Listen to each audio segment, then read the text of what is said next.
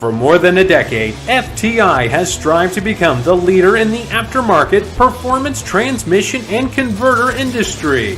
We've joined forces with McLeod Driveline Components under the leadership of Top Fuel Funny Car pilot Paul Lee, and now have a larger distribution network, more resources, and more power. Come see us in the pits and ask how you can join the FTI family. It's not cheating, it is the competitive edge. This is WFO Radio. Hey everybody, WFO, welcome back. Joe Castello back with you as we are recapping the Lucas Oil Winternationals and looking ahead to the Arizona Nationals this weekend down there in Chandler, Arizona. Super excited to hear from you fans and the voice of the NHRA, Alan Reinhart, who will be joining us just minutes from now. What a show we had yesterday. Kind of flipping the script, right? Typically we have Alan first and then we have the drivers, but all the drivers were like, hey, Tuesday's the day. And if you didn't hear or watch that show, boy, you got to get on it after this one because they all brought it 100%. 110, baby. Justin Ashley, Robert Height, Erica.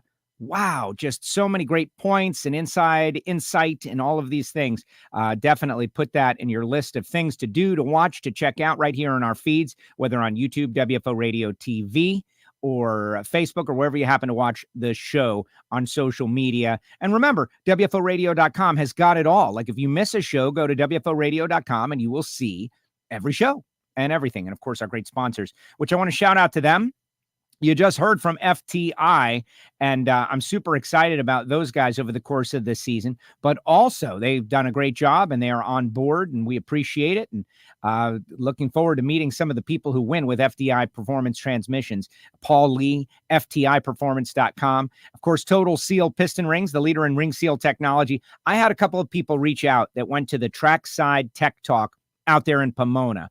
And it was interesting because who's going to benefit from that? I think a lot of our Lucas Oil Series racers who are making power, but are they keeping up with the absolute latest, greatest cutting edge technology? And more importantly, the why. Like, why does it work, right? And that's what Keith Jones and Lake Speed Jr. and everybody that was out there were there. Ed Keebler from Rottler.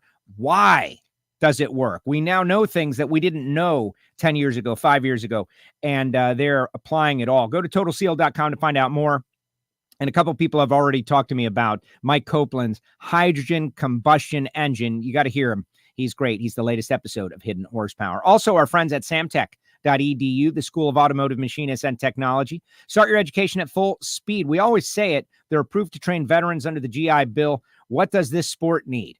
Well, we always need more fans, and we could definitely use some more cars and some more drivers, but crew members, crew chiefs, smart people, we need them. We need them. How about Robert Height yesterday saying, it's a slim pickings out there with crew chiefs these days, and we need more people in the pipeline. But to get that gig, even to start out, you need to have a smart education, right? You need to be ready. How do you prove yourself? Well, Samtech grads have got a heads up on everybody because Brian Massengill and the team been working a lot with race teams, engine builders out there to place their grads. So give Brian a call, samtech.edu. There's also Frank Hawley's Drag Racing School on board with WFO. Super cool that Frank and Lana, they've got the Dragster Adventure, which any regular person with zero experience can go out there and go into the Dragster Adventure and drive a dragster and come away with just a thrilling day of driving dragsters. But maybe you want to do something a little more, like get your license or get your alcohol funny car license, or who knows, become a champion driver. They can help you with that as well. Tell them you heard about it on WFO. Just, shout WFO when they pick up the phone, or maybe just say it forcefully. But go to frankhawley.com. And then there's Marvin Rodak. I spoke with Marvin yesterday. I told you, he's like, oh man, got to give me a call. I got all this news. And so I've got all the news and I can't tell you any of it. Can't tell you any of it just yet, but you're going to love it. And it's going to give you another reason to call Marvin. That is the teaser. 817-924-6821. Call him, get some coffee roasted fresh per your order. From all around the world, some coffee so rare that there's only like 1 or 2 sacks sent into the United States. And Marvin gets first right of refusal. Can you believe that? Yeah, that's absolutely fact. Plus the hot sauces. I recommend the Habanero Endorphin Booster. It is my fave. So much so. It's so great. and the A26 spice rub, but there's so many good things as well. The Peruvian rub, great on everything. Call Marvin, 817-924-6821. And then there's the Patreons. We got a new Patreon the other day. New Patreons coming on every day. Yearly membership, signed up for the whole year. Thank you so much. It was Britt. Thank you, Britt. And now the Monday Motivation and being involved in Ignition and kind of just a whole network. It's really like being a member of a country club without playing golf. No golf, just hang and talking drag racing with a bunch of people. Thank you, Patreons. And you're probably wondering, like, well, where's Alan? Where's Reinhart? What's the deal, Reinhart? Reinhart is going to be on seconds from now. He had to handle something. He said that he would be joining a few minutes late, but we will catch up with him, which will give me some time to chat it out with the listeners out there. And for instance, I'm really pushing my own social media a little bit more this year. You know, having social media for the show is one thing, but you know, doing what you got to do to keep up everybody. I think I did a great job out at the Winternationals, and I'm going to try to elevate my game as I close in on 5,000 followers. I'm like feeling it, man. Like, wow, 5,000. That would be super cool. But I do have a little bit of a dilemma that I'm going to ask the audience about. But I'll do that at the end of the show, like a genuine dilemma. Normally, I would do this for the Patreons only, and I still might. But there's something on my mind. Someone has approached me, and stick around. Lonnie, WFO, y'all. Cody, Morning Joe. Good morning. Roger Richards. Hey, it's raining in Chandler right now. Good. Get it out of the way. It's not supposed to rain in Arizona. And the last time I was there in 2020, it was pouring. I was ill prepared. And as you know, you know what? I didn't send Reinhart the link. Been behind today, guys. Didn't send Reinhart the link. I just heard my phone go ding, and I'm thinking, that's probably Reinhart. Like, well, I can't get in on the show, man. I can't get in on the show. And he can't. I got thrown off by the fact that it's Wednesday. I think we've all been thrown off by the fact that it's Wednesday, but good to go. I have gotten Reinhart all hooked up and ready to go. It's raining in Chandler right now, and my answer is good. Good job in Pomona this past weekend, says Jay. Thank you very much. I had a great time. Listen, my attitude is Reinhart 1 minute ago didn't get the login. It's because I didn't send it, Alan. Costello's messing up. If I'm having fun, chances are the people that are watching and listening are having fun. That is kind of a rule for life. Why would they be watching? To watch me not have fun? And that's how it is with this show. And Alan and I had a good time in the booth, and it was great. Eddie, hope all is well. It is, Eddie. What's up, Joe? Sammy, where were you, Sammy? Were you out there at Pomona? How come I didn't see you? Where were you? Looks good for the weekend. Well, exactly. Get it out the way. Jim is out there. I'm on time for a change. You're the one, not me. Hi, Joe. Hi, Alan. Alan is not here just yet because he's sitting waiting for the link, but I just sent it to him. Good morning from Stacking, gents. Who did the rain dance? Listen, let's get it out of the way, Pete. Pete, who won the Never Rest Award because he rolled his car. Pete, good guy, man. I love, we're getting to know Pete very well because he's won this award a few times, and he's had he's an old battleship sailor, is what he said, which I would love to know some of those stories, right? Like, has he been on battleship when those massive guns are firing? Because the people who have told me that they have say it's very similar to a nitro car, that there's nothing like it in the world to be underneath that. Let's see. Good day, Joe and Alan. Looking forward to the race this weekend. Like we have said earlier in the year, this will be the best racing in NHRA history. I agree. Let's bring on the man who's going to call the action out there. Wild Horse Pass, his home track, Alan Reinhart. AR, I forgot to send you the link. Like, how about what a crazy day? You're like, I forgot my computer. I forgot to send you the link. Wednesday is not our day, but let's blame the drivers because they wanted Tuesday. I'm blaming you. I don't know what you're talking about. Me, computer, me. I've been sitting here every week. I get an email that says log in. I've been sitting here. And I just moments ago got the email that says log in. So I have no idea what you're talking about me not being prepared. This is the picture of prepared right here. Yeah. Okay. Well, the picture of prepared is a little fuzzy because you're internet access, but it'll tune up as we're on for a little longer time. You're right. Hey, whatever. Right. That's what I have to say. We got a whole bunch of people out there super excited. Montana Karting checking in, Deep and Hot checking in, our newest Patreon, Britt checking in. Happy to support. Thank you, Britt. Thank you for signing on and joining our Patreon listener club. Jay is watching. But Alan, every year we go to this one, I remember my first week at NHRA, you were already like quizzing me about the craziest race in NHRA history, Phoenix 92. Yeah. He froze up. This guy's frozen. And now we're going back to your home track. Isn't that exciting, Alan Reinhart? Yeah, it froze him. He's frozen. You know what I'm going to do? I'm going to kick him out. The good news is everybody's so used to this now. Brian Brewster, when you fly in for Phoenix? Tomorrow. We'll get there, midday, 3-something.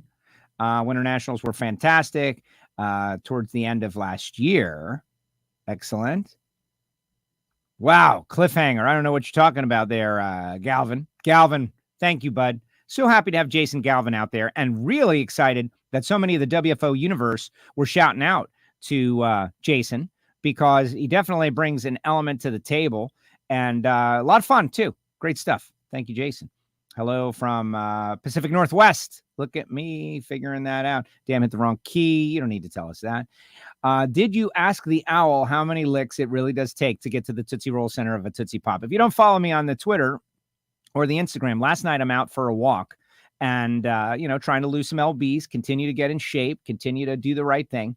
And right in the middle, it's dark. It's like 10:30 at night. Right in the middle of the road, like right on the two lines, there is this creature, like a little person, like standing there, except the person's like a foot and a half tall. It was a Florida owl just sitting there.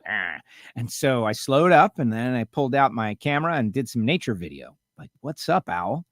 And he chilled there, man. He was just chilling right in the middle of the road, which, I like animals, so I thought it was kind of cool. Then tried to close in on him, right? And that's when he got scared and went away. Alan is back. He's just kind of setting up his deal.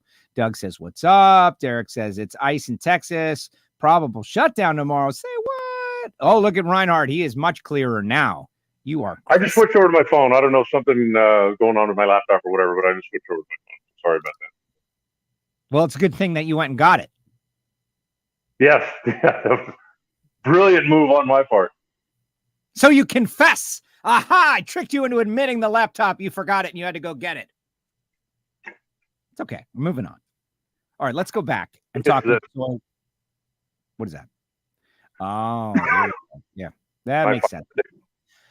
The internet, it's imperfect, but it's great at the same time. But I want your take on the race, Alan, the Lucas Oil Winternationals. I want your take on the race because I felt so great about it. What about you? That was all right. I mean, what in the grand scheme of things, what special really happened? I mean, we had incredibly great racing all weekend long. Yeah. We had some surprises in qualifying, and we had some familiar old faces in qualifying. We had a couple of very spooky moments throughout the course of the weekend. And at the end of the day, one of the best ever Sunday side-by-side competition races, I think, in a long time. So, yeah, it was okay. Yeah, exactly. Just okay. That funny car final. Wow. Right. Spoke with Robert yesterday, and he told us that Trevor and Bobby were okay, and that they have a new nickname. Did you hear the nickname? I guess I didn't. Shake and Bake. Oh, geez. You know, it was the funny car final was interesting for a couple of reasons, because when they pulled up, they were mad thrash mode on Ron Cap's car.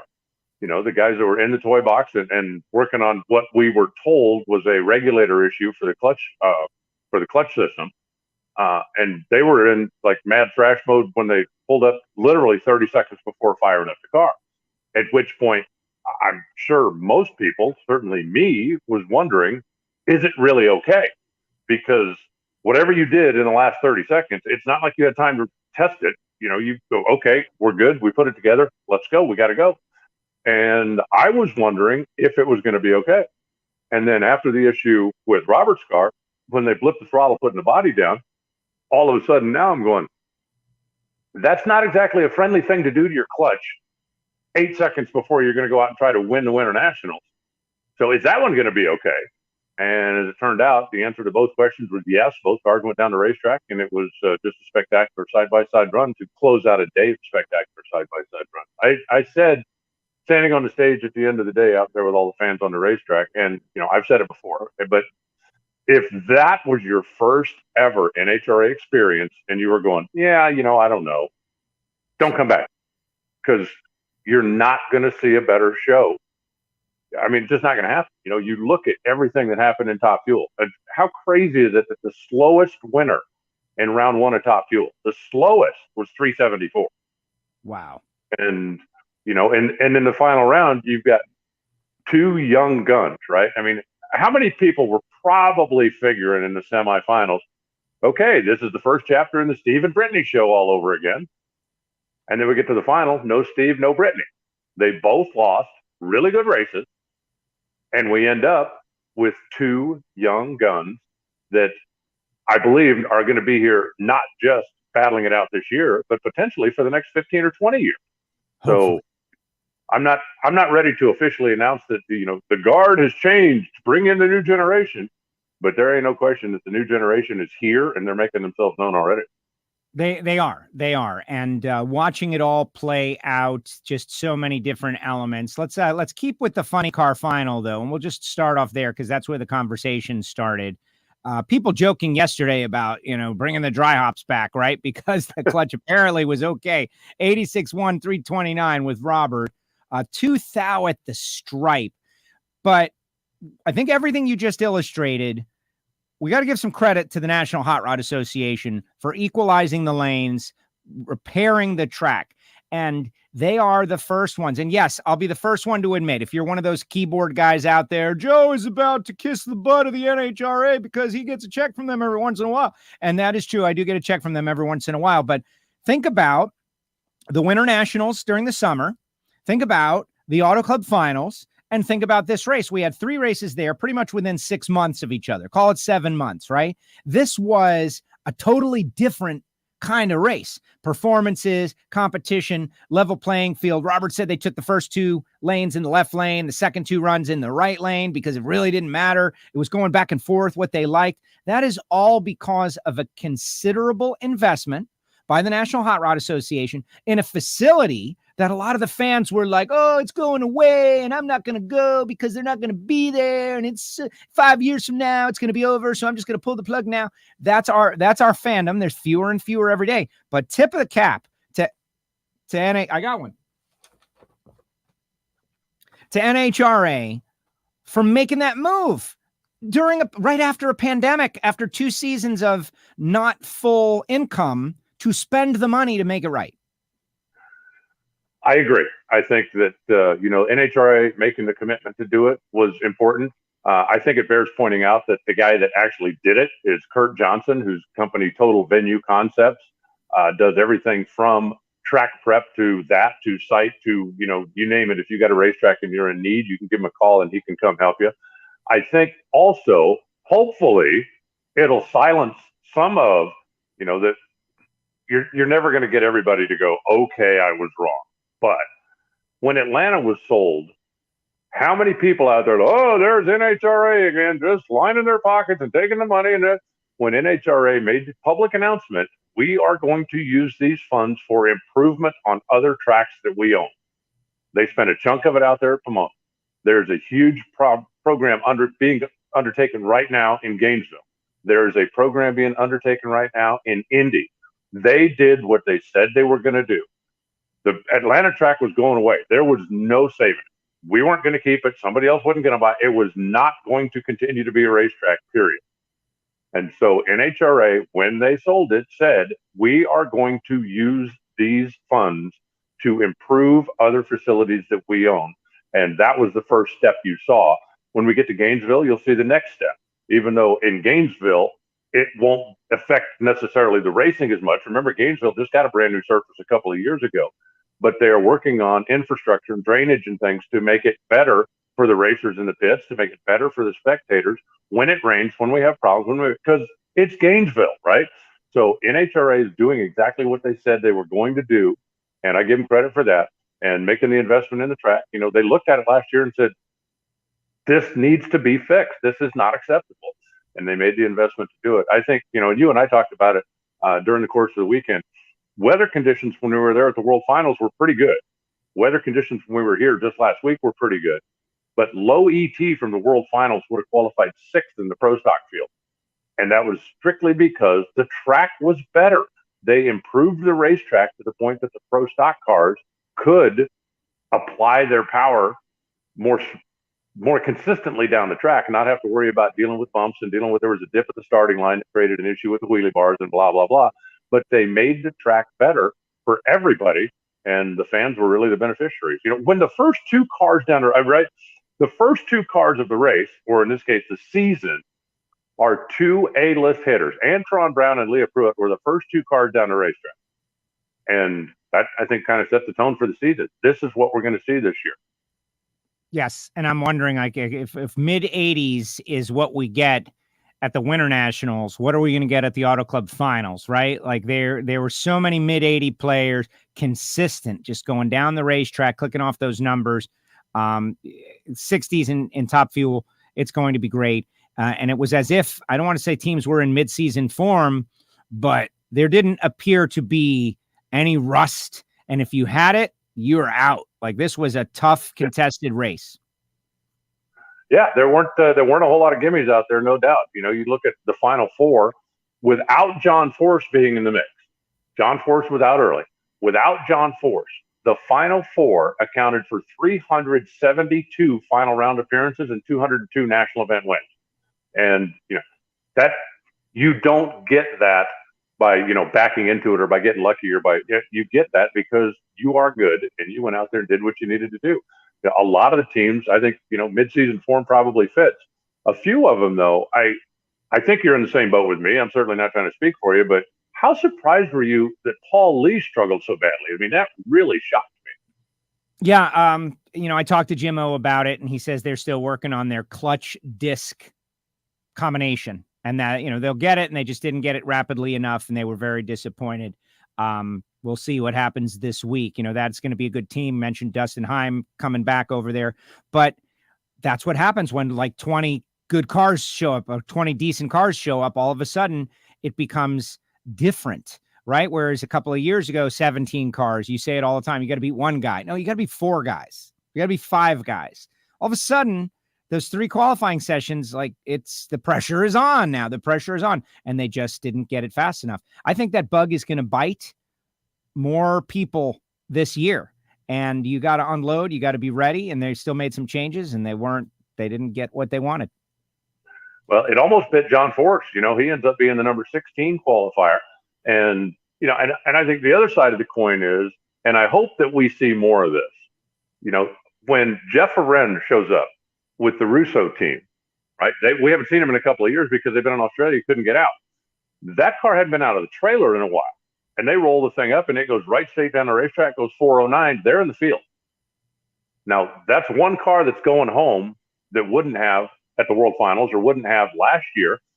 And I hope that we see a few more of those independents that show up, come out, just make a good, solid run, and pile the pressure on everybody else, because that really makes it exciting from my chair. Excellent, excellent. So final round, Ron Capps, Robert Height, 2,000, great race.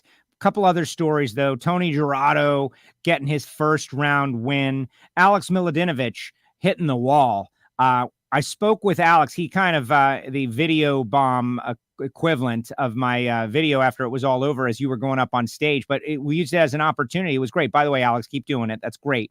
Minus the kiss part. But he says they're working on a new car. Like, what a guy in that he's now hooked. This incident, he got out, he climbed on the roof of the car like Raymond Beadle. It was like this amazing moment. He's like, I'm okay. And it's terrible to see, but the fact that he walked away from that was great to see. Yeah, it was definitely a scary moment. And, he said in the interview that, he believes he just hung with it a little bit too long. He's trying to get qualified. He wants to be part of the Winter Nationals. And the thing smoked the tires. And then by the time it decided it was going to turn right, there was no saving it. So pretty good hit into the wall. And it was great to see him come out as quickly as he did. And I firmly believe this, that, he wanted to let his wife know as quickly as he could that he was okay. And that's why he wanted to jump out there and salute the fans and salute. So that was the quickest way he could get word to his wife that I'm all right, because she obviously was, a little bit panicked on the starting line, as anybody would be watching their significant other go through that. Absolutely. A couple of questions out there, and I don't know this one because I have yet to watch the Fox broadcast with volume, right? Like I saw it without volume, but with volume, someone had said, what are your thoughts about Ron Capps' comments about frustration with Dodge? I didn't see those comments. I didn't hear those comments. So I can't, but maybe you can, or maybe you can. I don't know if you know. Well, Ron Capps so far has not announced an official manufacturer partnership. He didn't do it when they made the announcement at SEMA or at PRI. He hasn't done it yet. He is running Dodge bodies because that's what Don Schumacher has. And that's what he leased from Don to get his organization underway. There have certainly been some rumors around, and it's not my place to spill. But Ron did say at the top end of the racetrack, and it was one of the interviews we piggybacked on. He said, "Man, that Supra's a good-looking car, isn't it?" And I don't know, maybe there's a discussion going on there. Maybe he's trying to start a discussion. Maybe, but I think that we're going to hear something soon. I had one of the internet chat rooms that I frequent. The conversation started earlier in the year, or maybe towards the end of last year, about Ron when there was no announcement made. He's been a Dodge guy for years because Schumacher was a Dodge organization, and so that's that. Now, Dodge and Mopar has announced very, very loudly that they are supporting Tony Stewart's new race team and those two cars, but they didn't say anything about still being with Ron Capps. So I think that potentially leaves Ron as a free agent. And if I'm Ron, and he's been around the sport, it's not like, hey, Ron, here, take my advice. This is what you need to do. He's been around this long enough. But if I'm Ron, I go to Dodge. I've had a relationship with them for a long time. And I say, would you like to be part of my new venture? Just like Napa was. And if they go, gee, I don't know, we got all this other stuff going on. Okay. I then am going to reach out to Chevrolet. I'm going to reach out to Ford. I'm going to reach out to Toyota and say, would you guys like to be part of my new adventure? And one of the things that he's got going for him is if whoever comes on board, okay, if Studebaker says, okay, we're going to go on board with Ron, then from the time that they make the official announcement for the rest of the year, they get the perk of your reigning world champion drives a Studebaker. And there's definitely some value there. So, if Ron is talking with or trying to start a conversation with, I don't blame him. I think it's a real simple deal. If Mopar, Dodge decided they didn't want to re-up, and I'm sure if they had, there would have been an announcement right now, then Ron would be foolish not to go out and explore other options and see if there's something out there that will help him from a financial standpoint, that maybe will help him from any standpoint. You look at how involved Leah has been with the Dodge social media campaign, with their TV commercials, with all this stuff. That's good for Leah. It's good for her race team. It's also good for Leah. Well, Ron hasn't really been a part of a lot of that stuff. So if Studebaker comes along and says, hey, Ron, we want to get you involved in some of our other advertising and some of our stuff and some of our things, and we want to be involved with your race team, that's good all the way around. And if Dodge doesn't want to do that, Ron would be foolish not to go ask, does somebody want to do this? Because he's got a lot to offer. And I think we're going to be hearing something pretty soon. But, I don't think from what I heard and from, that he was dissing on Dodge as much as it sounded like he was letting it be known that he's available. Well, and as a new team owner, I don't think the weekend could have gone much better except for a win, 2,000 short. But like he said, he did a live video on Monday morning. The team was doing a service, and he said it was a great first race, nothing hurt, and they get to go to the next one. Like, this guy is in a totally different position right now, and he needs to make it work financially for him. And so if Chevy or if Toyota or if Ford were to step up with a financial deal that made a lot more sense, and the folks at Dodge say, man, we love you, but we're doing this over here with Tony Stewart Racing, and so we can't, or whatever. Now it's not about anything other than what is best for my team, payrolls, guys, keep this championship caliber team together and give us the best chance. And oh, by the way, the car, that body is incredible. Like the Supra body is next wave when it comes to close to its factory counterpart, which has got a lot of people were asking John Force, does this mean now we can do Corvettes, right? Because of the 2-seat sports car deal. And Force was quick to point out, because he's got a Corvette, he goes, the engine's in the wrong spot. The engine is in the wrong spot. But it does open up interesting possibilities for the future. But we'll just see. I'm content to wait, to see what Ron does. They've been doing a great job of rolling out their news like slowly. And so we'll see. Maybe they don't have the news just yet. You're right. Maybe he's trying to start the conversation. And if he was, very smart of him. Eric says, always thought that LA County owned the track at Pomona. Yes, they do. But NHRA has got a lease, as I understand it, and they are able to make those kind of improvements. The track is located on the LA County Fairground. The LA County owns the dirt. They own the property they own. NHRA, a number of years ago, signed a long-term lease, and they, at that point, made the commitment to build a permanent facility. If you've been going to Pomona as long as I have, you would remember there was a time when everything was temporary, with the exception of there was a very small tower, and I mean very small, that sat over in the corner that we used for race control. The announcers were in, that was basically, parked as far out of the way as it could possibly be. When the races came into town, the walls were temporary, the grandstands were temporary, everything about it, they came in and built a racetrack, and it was all a temporary facility. When NHRA signed a long-term lease, part of that was the commitment to go in and build the stadium and build the sound walls and build the permanent grandstands and so while LA County Fairgrounds, it is on the grounds of the LA County Fairplex, but NHRA controls the racetrack, and if NHRA sees the need to make an improvement or make something, then they can do that. That's exciting. Good to know. And great to see. Great to see. And just, since we're on this, and I'm going to try really hard this year, if there's 100 people and one of them has something negative to say, to not flag the negative comment and talk about the negative comment like so many of us do, right? In the news, like things are going great and there's one person that's negative. We end up talking about the negative. It's human nature, I really think, right? The power of no. But someone was like, oh, it was really sad to see the crowd out there. It wasn't great. We're like, what are you talking about? That's a perspective thing.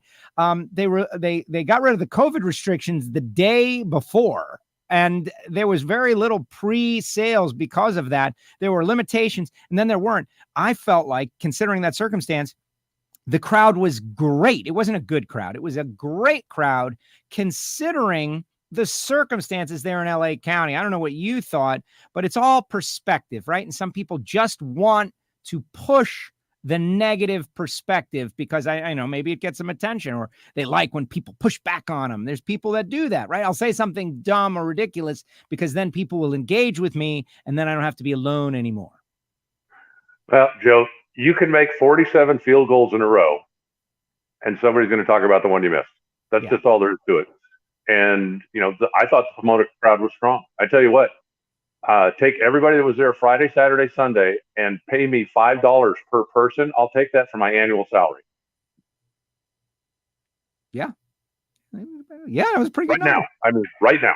Yeah. I think it's a pretty good number. You also have to remember the facility at Pomona is huge. If you had taken that crowd, or if we could, I'd love to be able to take that crowd, those exact same people, and bring them all to Phoenix. There wouldn't be enough room for everybody to sit down. Take them all to Epping. Epping is that's another great one. There wouldn't be Seattle. Wonderful facilities that don't have as much seating capacity.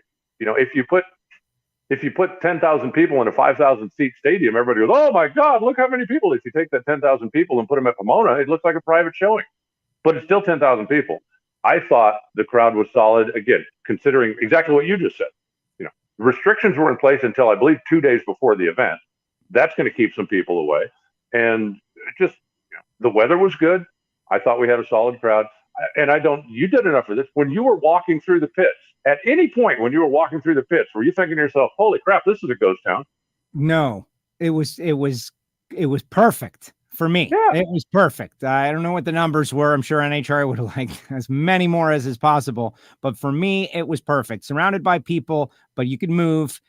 It was comfortable, but you could tell that you were there with a big event crowd. And it was awesome. And, we don't have to bring up the negative people, but they're out there, and you'll notice when you see them, folks, just think about it. Wait a second. Really? Is that after a race like that, you go to your page and you're going to start typing out, is it going to be a positive comment or is it going to be a negative comment? What's my takeaway from that event?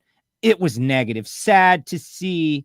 I don't know. We're going to try to avoid that stuff this year. Race Guitar says he just checked full fields on the list for Wild Horse. We're going to preview that, but let's move over to any final thoughts in Funny Car, Alan? Anything you wanted to say that we didn't talk about? Obviously, we could talk about every team. Everyone seemed to had elevated their game from the previous year. Just that it was a great race for the fans. You look at, we talked about everybody that kind of got off on a good foot. How much do you think Tim Wilkerson can't wait to get to Phoenix? How much do you think John Forrest can't wait to get to Phoenix? How much, it's one race into the season. And if you got off to a bad start, you need to come bounce back. You don't want to go to Phoenix and have another bad showing and then have 2 weeks to think about it. So I think we've got everything on the spectrum. We've got teams that we're coming in with some question marks and questions answered. We got teams that came in that everybody just kind of penciled into, their usual spot that struggled a little bit. So and Phoenix is going to be fun to watch for that reason. Can these teams that didn't perform well in Pomona bounce back? Can the teams that did continue that momentum? Exactly. And I think that they just were there testing is going to elevate the game as well, right? We're going to go into a race where so many teams got so many hits at the track, and whatever wasn't working for John Force in Pomona, they've got a setup that'll go down Arizona, certainly after an 83 in testing. George mentioning Austin Prock. So great to see him back. Up and coming young gun, veteran talent, all good, pay dividends. Let's talk about Top Fuel. Justin Ashley, Austin Prock.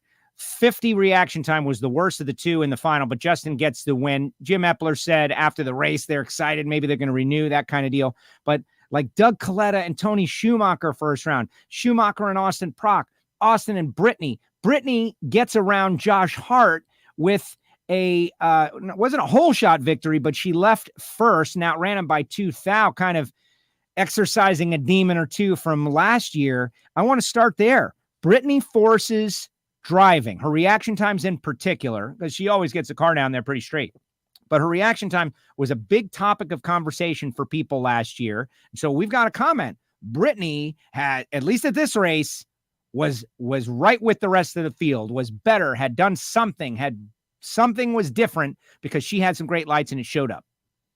Well, we talked about it at the end of last year. You look at overall, what did we do well? What did we do not so well? What do we need to build on? What do we need to work on? And one of the things that was glaring was Brittany lost a couple of races on the starting line, and Brittany wasn't up with some of the others in the class at that point. And she knows that. Nobody has to go tell her. I guarantee you, went into the offseason, and she actually talked about it a little bit. She went into the winter break going, I need to improve. There are times when they gave me a good enough car to win, and I didn't hold up my end of the bargain. I need to improve. And it seems obvious to me that she did something. And I don't know if it was mental. I don't know if it was physical. I don't know what she did. But she did something to help her concentration, help her reaction, and it showed. She was right in the mix with her reaction times. And if she can keep doing that all year long, I think it's going to pay big dividends. There was a few races last year that she came out on the short side because of the starting line. And the whole thing is, unless it's the final round, you can really never extrapolate how big that was. If I lose on a hole shot in the second round, okay, I lost in the second round. That might have cost me a race win. You just never know that. And so the fact that she, I guarantee, identified the problem, came up with a plan, put some effort in, and it really looks like her commitment to that is paying dividends, at least early in the season. And I think that she got beat up enough about it from the fans or the keyboard folks or the whatever that she needed to do something about that, wants to support her team, and went to work to make herself better. And she did. I think she did a great job. Absolutely. I'm excited. And I think that if Brittany can maintain that, like the difference between 70 to 90 reaction times and 50 to 70 reaction time is a lot of win lights, Now, is that going to be enough, right? Because Robert said yesterday, it looks like the field has caught Grubnick a little, maybe, closed the gap a little bit in terms of performance. So Brittany is going to be a big factor. And you got guys like Justin, you got guys like Austin who can go 30, right? They can go 30 on a pretty regular basis. So it's going to be interesting to see. Derek's got a tech question he wants to know, just doubling back to Funny Car, you're the guy. When are the clutch timers activated? You know, when the throttle blipped, he wants to know why that didn't ruin the car and ruin the run because of the clutch timers, et cetera, and so on. Can you talk on that? Well, I don't think it went wide open, and I think that's the deal. The switch that activates the clutch timers is under the gas pedal, and the pedal has to go wide open in order to activate it. So it didn't appear when they blipped the throttle that it went wide open. If that's the case, it wouldn't have hit the clutch switch, and it wouldn't have had anything to do with it. All it would have done was put a whole lot of extra heat in the clutch pack itself. Exactly. Thank you, Derek, for the question. Into Top Fuel. So it's Justin and Austin in the final round. You mentioned Justin taking down Steve, but he also took down Antron Brown and Austin Prock. Like, these guys are levers. Jim Maroney with a decent run first round. And it just has me thinking about our athletes, right? Like, once upon a time, if you could afford a Top Fuel car or wanted to make the effort to have a Top Fuel car, you could be a Top Fuel racer. And then that was it. They were all over the country. People, I'm a Top Fuel guy. Yeah, whatever. Now it's different. There are people who just have the car, but if you can't bring it on the starting line, I don't want to say you're wasting your time. You still get to be part of the field, but there are 5, 6 guys and girls out there that are going to make it just, a show up thing for you.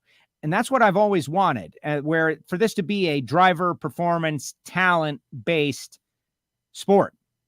You don't have guys out there like in NASCAR years ago. Oh man, that guy gives such great interviews and the fans love him. So if he runs 25th, it's okay, because now you have to be a talent to be out there. And I wonder what that means, as teams look to get more talented people behind the wheel. Well, I think there's twofold. I think, if you go back in time, there was a time when you could have a substantial performance advantage over the field. And then as a driver, all you had to do was not screw it up. There was plenty of times in John Force's career when he had enough of an advantage over the field that all he had to do was not mess up, and he was going to win a whole lot of races.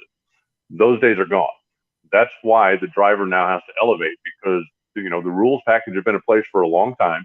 And anytime that the rules are stabilized, everybody is going to figure out all of the same little secrets and tricks and get pretty close from a performance standpoint, where the driver just becomes that much more important. And, I think it's really a level of commitment. Like you said, do you just want to be a guy that shows up and goes, hey, look at me, I got a Top Fuel car?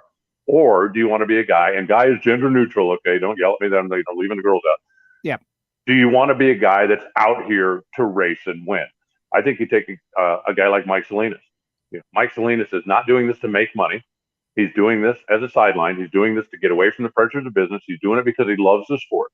He doesn't have to win in order to fulfill those goals, but he wants to win. He's a competitive guy, whether it's business, whether it's racing. He wasn't getting it done on the starting line, and he will tell you that flat out. So he went in search of, how do I get better? Somehow got together with Jose Gonzalez, who gave him some tips, who straightened him out, and all of a sudden, but he didn't just do that accidentally. And it wasn't because he didn't care. There was something missing, and he needed to figure out how to fix it, and he figured out how to fix it.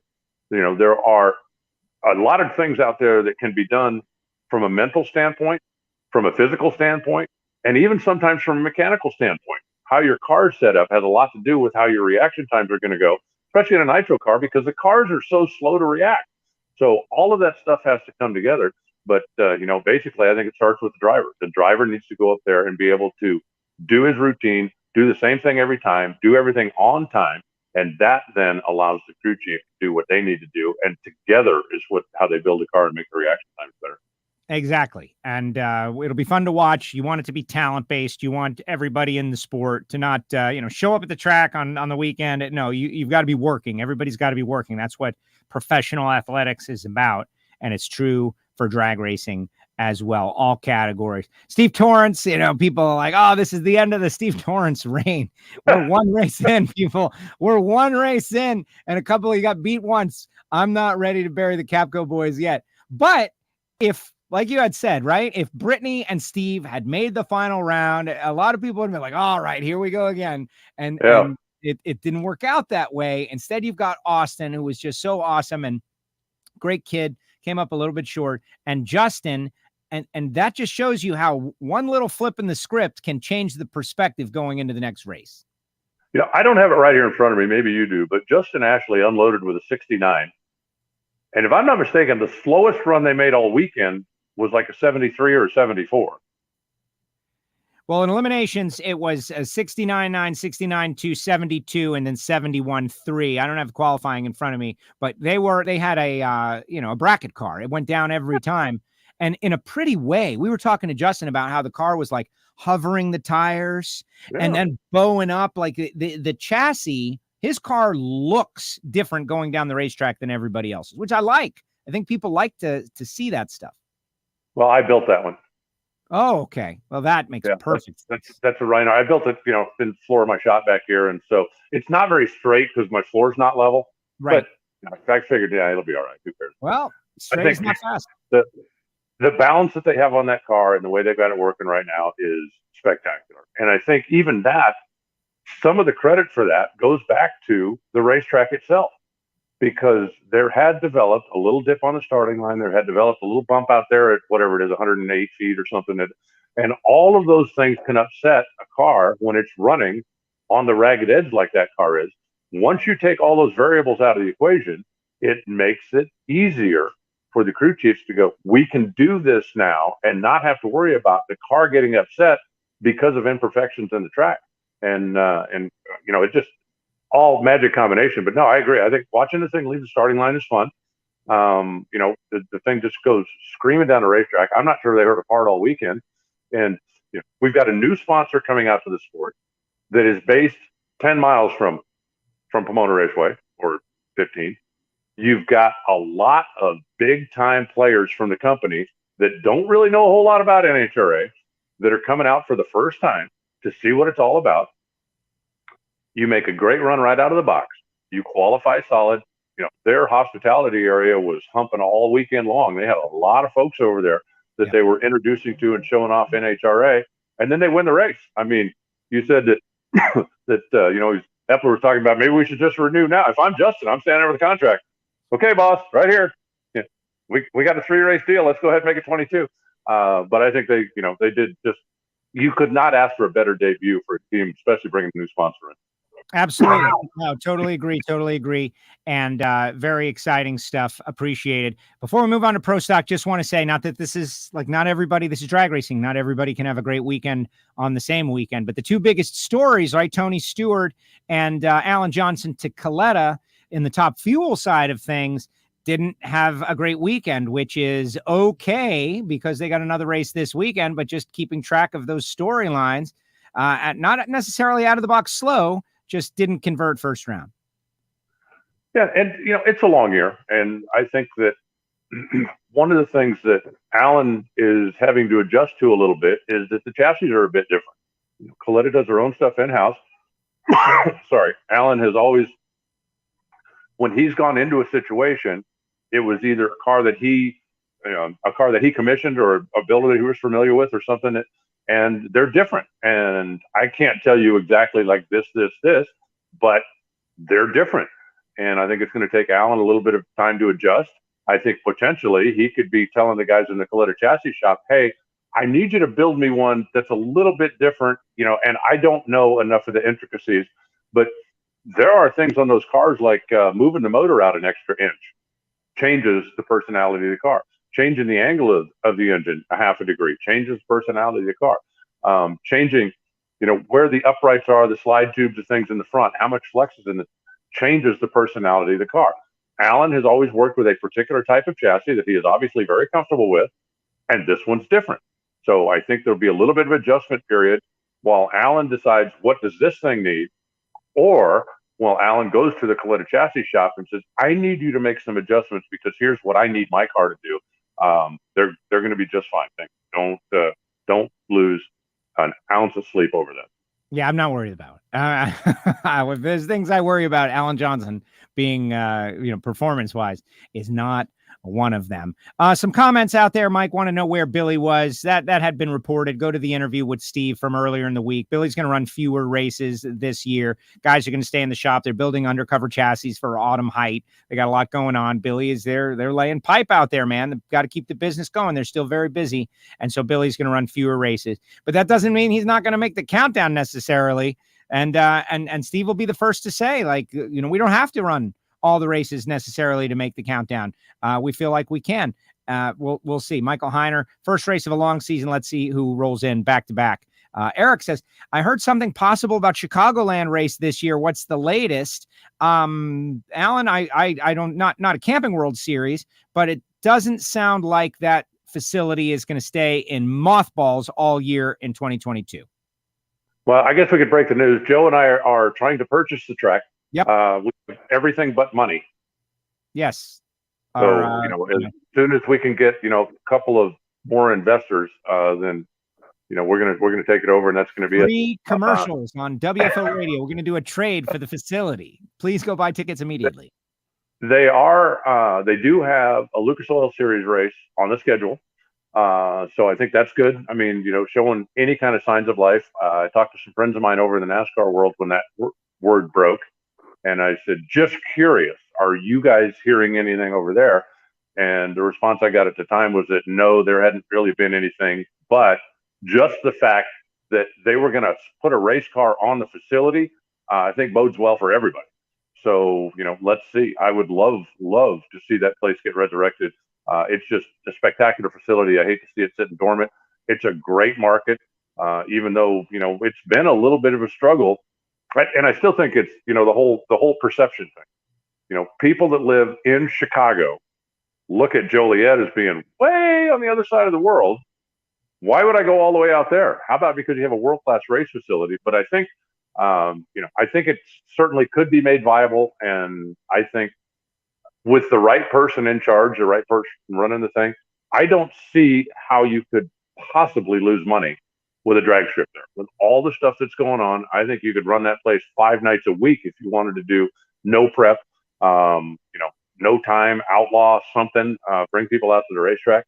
It's just, there's a great car culture in that part of the world. It would just be a matter of getting them used to, hey, let's go do this in a better environment than where we've been doing it in the past. And I certainly hope that the Lucas race is step in the right direction. Before we get away from Nitro, I just wanted one more thing that I think bears pointing out. Tony Stewart was there on Friday, wasn't there Saturday and Sunday because he was in Daytona. And we got more coverage coming out of a NASCAR race than we ever have. And not just any NASCAR race, but the Daytona 500. There was a lot of discussion about NHRA, about us kicking off the new season. Tony and Chris Myers at one point did a couple of minutes on what's going on the other side of it and Tony's new team. And I think that is tremendous for us from a promotional standpoint. And, there was a lot made when Tony decided he was going to do a race team that there would be a lot of his fans that at least would take a look.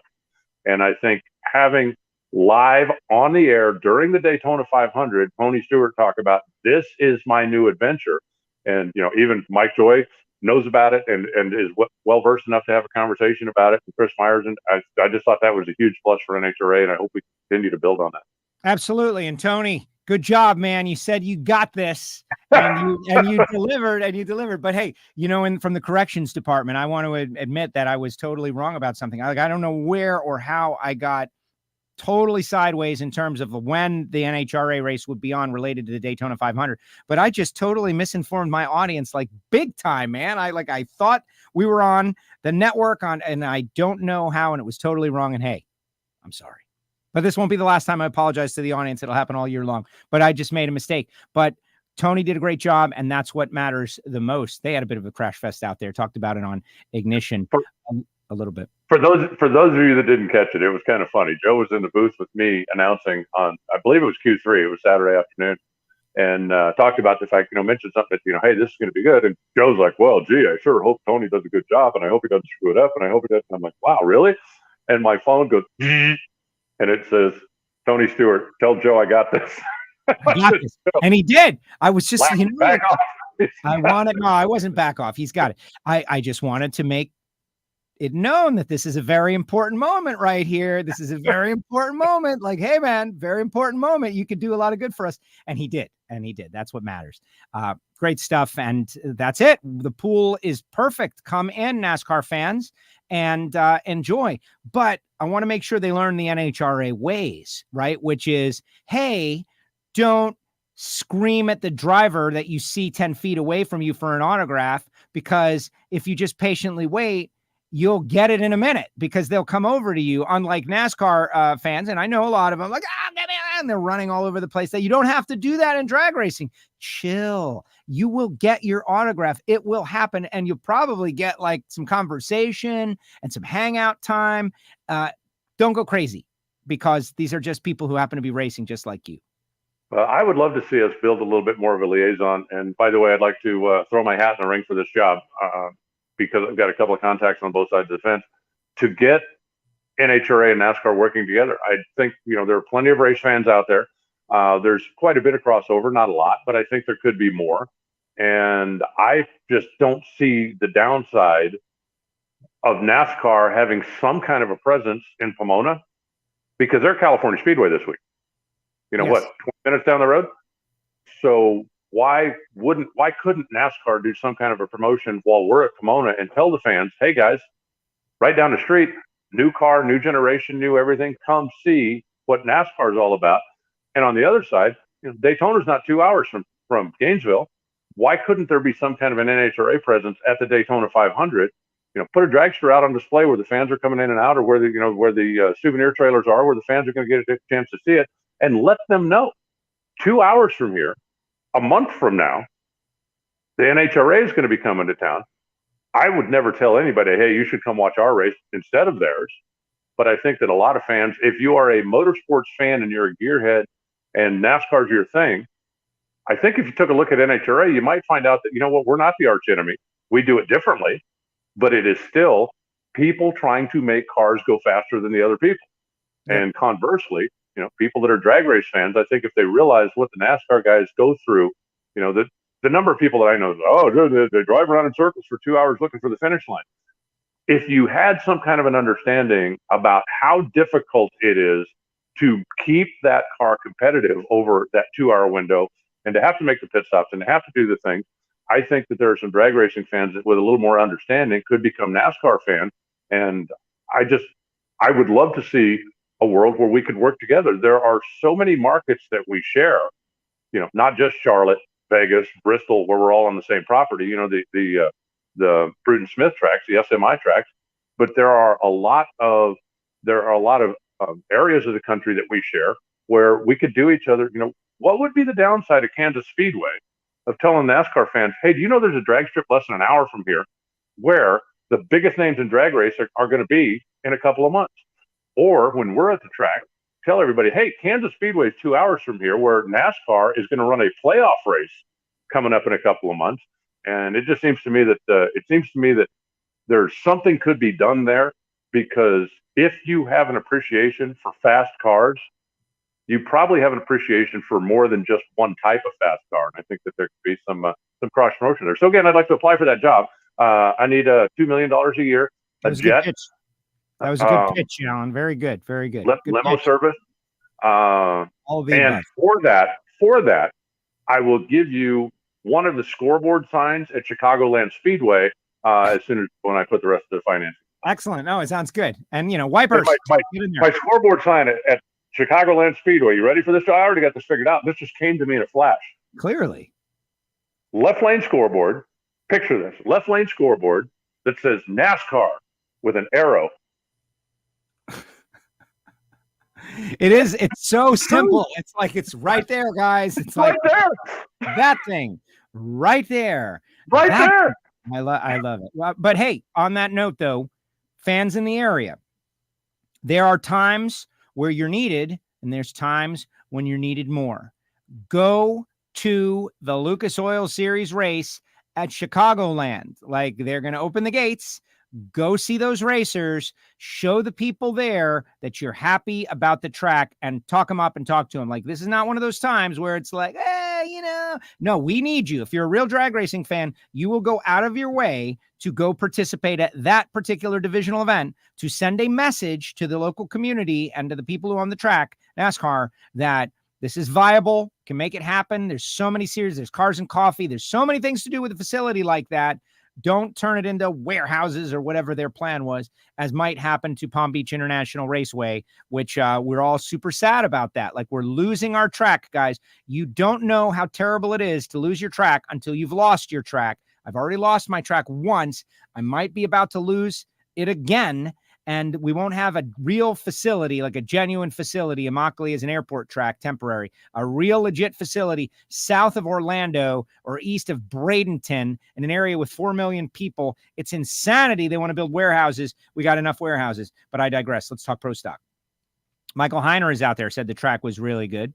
And Erica, wow, dominant performance. Said she was... they got a fire under them. They're on a mission. They didn't like, what happened last year, some things in the off season. No more Miss Nice Erica. That's what she said.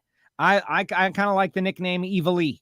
But the point is, she is on a mission. No nonsense, no joke, no, pussyfooting around. She is out to win, and she showed it on the racetrack with the reaction times and got the job done, got the win. Well, they got their butts kicked last year. I mean, flat out. And they know it. They went to work during the winter break, try to make the cars better, try to make the engines better, try to make sure that they don't get their butts kicked this time. And they came out and had a pretty good start, qualifying number one, running the table and winning the race.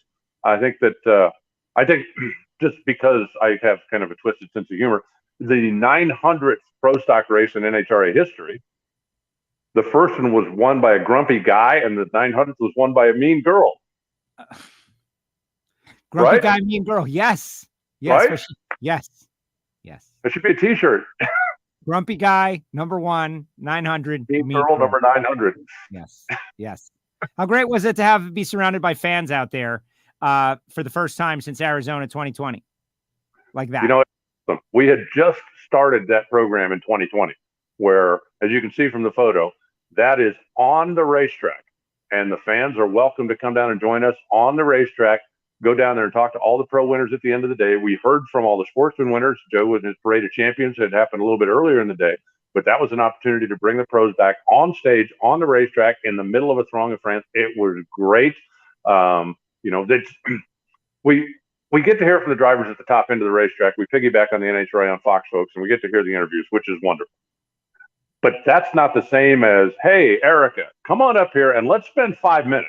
Right? Not, hey, I want to thank my sponsors and my guys did a good job and I'm really happy about this, but let's talk about that second round. Let's talk about that race with Greg. Let's go into a little bit of detail here and let the fans know, A, what's really going on, and B, get a chance to know Erica a little bit, or in this case, Justin a little bit, or Robert. And I think it's terrific when we can get that close, when the fans are literally right there, and, the drivers will sign autographs while they're waiting for their turn and do that kind of stuff. I just think it's terrific. And I think that, Erica seems to have a lot of motivation right now, and she certainly got a fast race car right now. It's a long year, right? Okay, don't pencil in Erica's going to win her 5th championship this year just yet. But showing in Pomona tells me that she's in a lot better position right now than she was last year when we fired off the season in Gainesville. Absolutely. What did you make of the Greg Anderson situation? Greg goes through Mason. Greg goes through Derek Kramer, who had picked up his performance. Erica goes through Dallas, goes through Christian. They had to race each other. What a race. They left very close, but Greg said he blew the tires off at 1,000 feet or so. Erica said she had some problems as well, but was able to get down through there. But, and I want your take on this, right? It's an example of how the fans, we want people to give us what they are feeling and thinking, but at your peril, because when you do it, people will reject it. Like, think Steve and Cam Ferret, right? We want to see these guys mix it up. And it happened. And there are people that still have genuine hatred for Steve Torrance because of that one moment. So Greg said some things. I'm sure he's filled with adrenaline. I've never been sideways at 200 miles per hour before, but that was hairy. And he said that the track and the prep and whatever, et cetera, and so on. But I'm seeing him getting beaten up by a lot of people. Oh, he shouldn't have said that. Oh, Greg Anderson, why is he whining like that? Oh, Greg Anderson, right? What do you think about that situation? Do we want the drivers to say what they think, or should he have just kept his mouth closed? I'm not going to tell Greg what to do. He's won 99 races and 5 championships without me telling him what to do, and I'm not going to start now. I think from where I sat watching the race, it looked like Greg's car drifted over out of the groove fairly early in the run.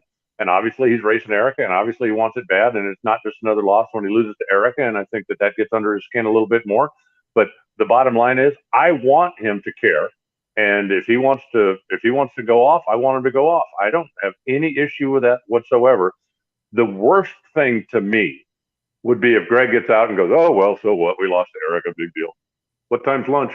I don't want that. I want you to care about it. And I think that, Greg's been doing this a long time. He sees exactly what the rest of us see. If you are a hardcore student of the sport, he sees that the performance advantage that he had last year isn't there anymore. At least it wasn't this weekend. He sees that they're catching up with him. He sees that he is in for a war, and then he loses to his arch rival. And I think that, he was upset about it, and I'm fine with him being upset about it. I'd like that much more than if he didn't care. That makes perfect sense. Michael out there got a little, you lost 1 track. We lost 3 tracks. You might have heard of Lions. He's yelling at me, Alan. This guy's yelling at me. Michael, let me put it in a different way. We lost 50% of our tracks and are about to lose 100% of our tracks, as in there is no other track, no alternative. You've got other tracks out there in Southern California. I know it's terrible. Lions, OCIR. I know it's very terrible. I get it. Trust me. But don't yell at me, man, because I lost my 15 minutes from my house, and now I'm about to lose the only track within 3 hours. It's not comparable. You still have 2 national event tracks out there in California, man. Sonoma and Pomona. Michael. I've also had this discussion with a number of people online over the years. Lions was 50 years ago. I'm sorry, but it was 50 years ago. Yeah. And let's move on. OCRR was 39 years ago. And, if things are going to change, if you lose your track, then, go to work to get another one. Do something. What we did here in Tucson when we lost our track, and that was in 1984. January of 1985 was the last run. We didn't have a racetrack for a number of years, and some of the racers in the community went to work. They started badgering the city council and badgering the county planners. We need a place to race. We need a place to race. We need a place to race. And the new Tucson Dragway is what came out of that. It's like the guys, and I don't want to go into this whole nostalgia rant, but I went to Pomona. It's still, it's not like it wasn't Lions. You're right. It wasn't. That was 50 years ago. Tell me what else is like it was 50 years ago. Do you want to go back to having your black and white photos developed? What do you want to go back to 50 years ago? Just drag racing? Come on. I don't know anybody in this day and age that says, "Hey, I'd like to trade in my brand new car to drive what I drove in 1972." Now, I own my 67 Mustang and I still like it, and it ain't going nowhere. It's also not my everyday car. If I had to drive that car every day, I would have a whole different perspective on where technology is, where things are. So, I'm grateful for the past. I think that, you learn from your past. I think you grow from your past. And if you believe that 50 years ago was the best time ever, okay. I can't help you. Well, exactly. And this guy's, picking a bone with me because I'm disappointed about losing a track, and he's also disappointed about losing his track. You'd think he would seek to work together with me so we can prevent it or start new tracks. No, he's attacking because his pain is worse than my pain. Again, that's a perfect example of what I was talking about this year. Sir, I'm about to lose 100% of my local real drag strips. You understand? No other options. And people are like, well, we can't race on Pomona during the week. And Sonoma is 5 hours away. I get it. California's a big state, but there are tracks, man. I know there are tracks. There's junior dragster programs, and there are options at least. But I wish you to have more, and I wish to have more also. Hey, I want to mention social media, and I got a picture of little Oakley Stanfield has arrived into the world. Let's talk about something positive. Aaron Stanfield goes to the final round against Erica. Blew an engine. Erica told us that there were piston rings coming out the throttle body. What? Like a grenade job. Right. And to juxtapose it, little Oakley has arrived and Aaron is all right in the world and they are super happy. Congratulations to Aaron, Jolie, and Greg, Grandpa Greg. There are certainly more important things in the world than drag racing. So congratulations. I'm just glad that I'm glad Oakley's doing good. I'm glad Mom's doing good. And I can imagine Aaron right now is thinking, do I really have to go to Phoenix? I mean, do I have to? Could we just maybe let that one go? But no, I think it's great. We were talking all the weekend about the fact that they were hoping that the blessed event didn't happen before he got home, and it sounds like all that worked out well. So that's good news all the way around. Absolutely. Absolutely. Any thoughts on Pro Stock you want to mention? The racing was good. The track was good. Bo was back. Camry Caruso, let's talk a little bit about her in qualified in the top half, shows she has the power. First round was tough, but to me, that's to be expected, right? Like I think that I'm giving Camry a positive grade in her first outing and attempt through qualifying. When you get to first round, it's a little different. And Brogdon has got the experience, was able to load her up. But if she keeps on evolving the way we've seen her, she's going to have something there.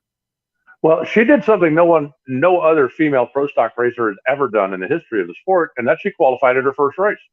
I believe there have been 6 that came before. That's going to be my next National Dragster column, as I'm going to kind of dive deep into the 900 pro stock events that have taken place. But she qualified at her first race. No other female driver has ever done that in pro stock. And she set top speed. That kind of got lost in the shuffle a little bit. But Camry set top speed of the meet for the pro stock racers out there in Pomona. And I think that shows, that she has got a program in place, a little more experience behind the wheel. And the only way you get experience driving a pro stock car is driving a pro stock car. There's just no way to fake it. Exactly. You got to get out there and you got to do it. And Camry did it. So good job by that team. And we'll go right against it, this team. Mike Coughlin, Shane Westerfield, Cody Lane, Ken Etter in the shadow, Leo Glassbrenner, James Glenn, Ed Open, Don Mazier, Mo Trujillo. Who stands out in the Lucas Oil series? Had some great stories. And how about James Glenn? Like, that was funny. He was telling us in the bar the night before, Reinhart, he always calls me Dallas's dad. I was like, hey, bro, this is your moment. And he fired back a little bit. I thought it was fun. It was fun. And that was 10 years ago. I'm sorry. I made a mistake 10 years ago. And that was also the last time he won was 10 years ago, just for that. I thought Ken Etter was a great story. One, when you beat Jimmy DeFrank, you've done something. When you beat Jimmy DeFrank in Pomona, you've really done something.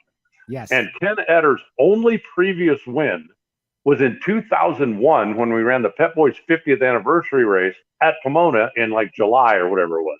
So, waiting 20 years to get your second win. I thought that was, obviously a very special moment for him. I loved, Glassbrenner when you brought up that I always, kind of bust his chops good naturedly about the fact that he ended my racing career because in an NHRA sanctioned event, he is the last person that I have ever raced in eliminations, and he whooped me. Now, to be fair, he gets credit for whooping me, but really what happened was I'm an idiot. He might have whooped me anyway, but I would have liked to make it a little tougher on him. You put it in high gear, right? First to third. I know that story. Yeah. And so I've always kind of busted his chops about that a little bit. And it was fun to hear him kind of chirp back, when he got the opportunity to win down there. For Mike Coughlin, it was his first in the alcohol car. That's 5 different classes that he has now won in. Shane Westerfield had a great car all weekend and was flexing some muscle out there. Hopefully, they have got a full enough season plan that they're going to be part of the championship conversation because that's a really good car and a really good team when they take the show on the road. That'll make the class a little bit more exciting.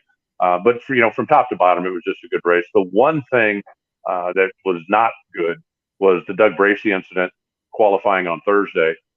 He had throttle stuck and the car ended up going into the net. He got busted up a little bit there. So I just want to wish Doug the best and speedy recovery, and hated to see that happen to anybody, especially a guy like that. He's been racing for so long and is just, one of the real good guys in the sport. So, hopefully he'll be back to 100% very soon. But top to bottom, it was a pretty good race, I thought.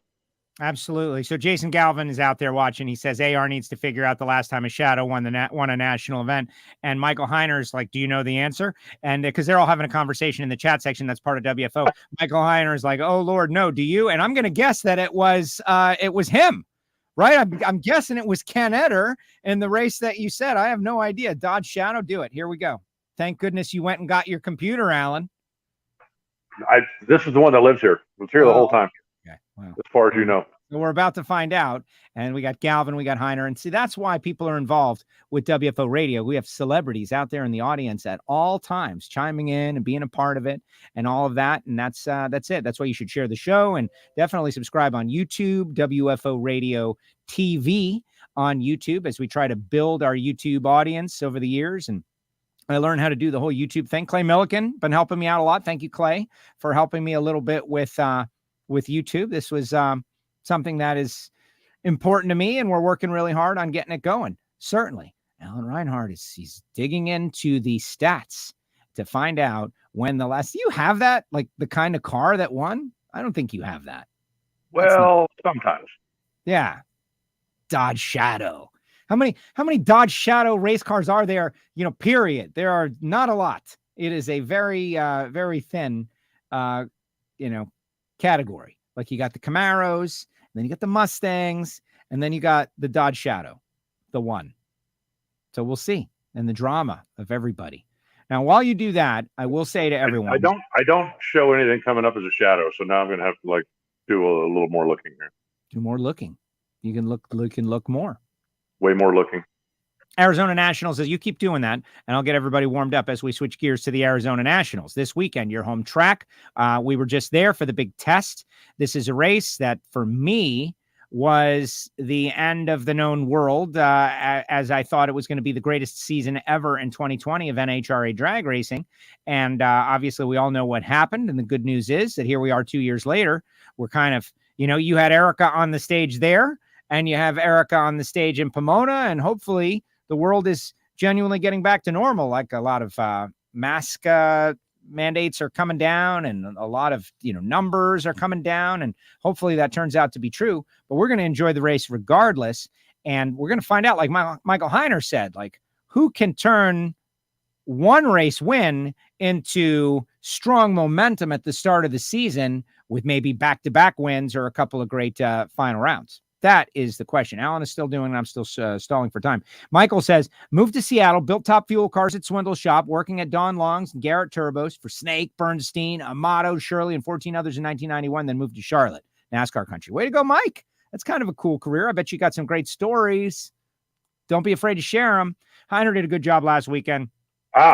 Turned down the suck knob quite a bit. Geez, Jim.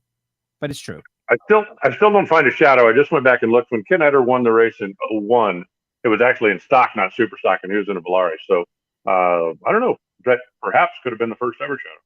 The first ever Dodge Shadow victory. Amazing stuff. Talk a little bit about your home race, home facility, and how important it is. I can't get you tickets. What else do you want to know? Me either for Gainesville in advance.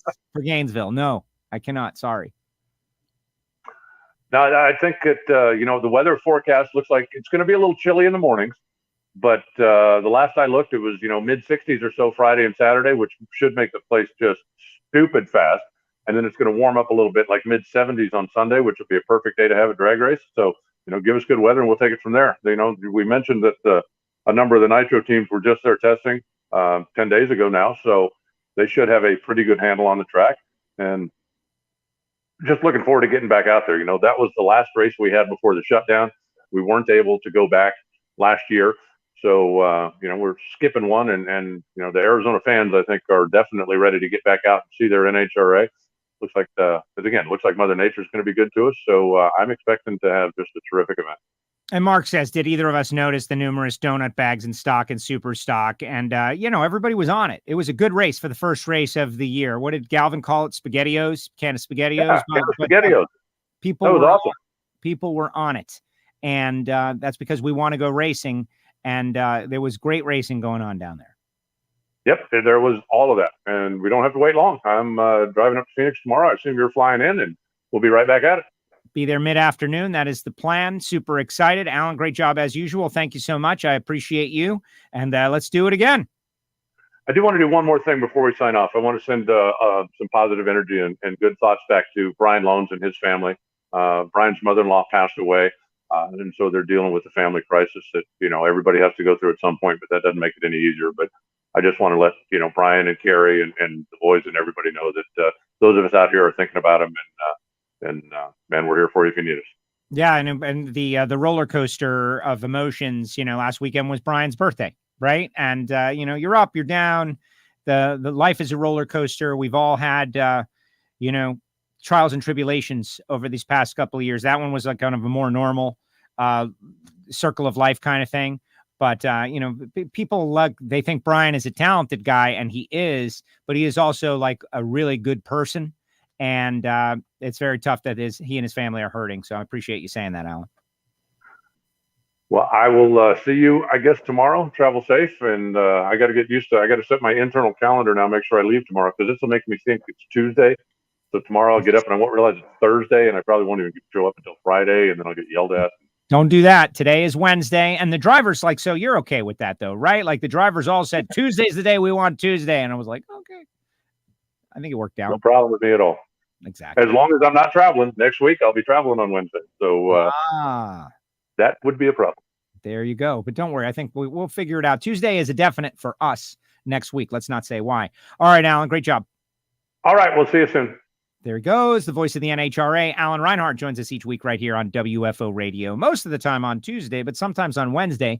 But then again, wherever you are, you're probably not listening or watching on either of those 2 days. And that's the greatness of WFO, that it just bounces around out there on the internet and on the websites and on the podcast feeds, and people listen whenever they want.